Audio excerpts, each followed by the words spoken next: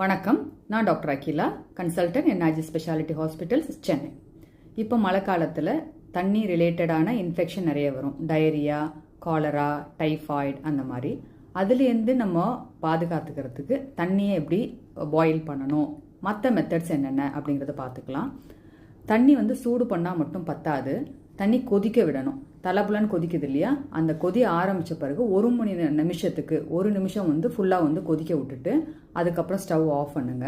அதை கூல் பண்ணிவிட்டு இன்னொரு கண்டெய்னருக்கு மாற்றிக்கோங்க. அந்த கண்டெய்னர் எப்படி இருக்கணும்னா, அந்த பாத்திரம் திறந்து மூடக்கூடாது, டம்ளர் உள்ளே விட்டு எடுக்கக்கூடாது. டேப் மாதிரி இருக்கதோ இல்லை சாய்ச்சி குடிக்கிற மாதிரியே உள்ளதை வச்சுக்கோங்க. டைட் லிட் இருக்கணும்.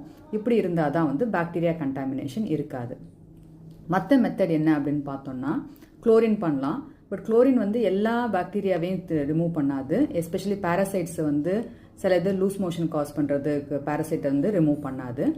அதை நான் ஃபில்டர் தான் யூஸ் பண்ணுறேன் அப்படின்னு, சரி, ஆர்ஓ ஃபில்டர் அப்படி சொல்கிறாங்க. அதில் யூவி லைட் தான் யூஸ் பண்ணுறாங்க. யூவி லைட்டும் எல்லா பாக்டீரியாவையும் ரிமூவ் பண்ணாது.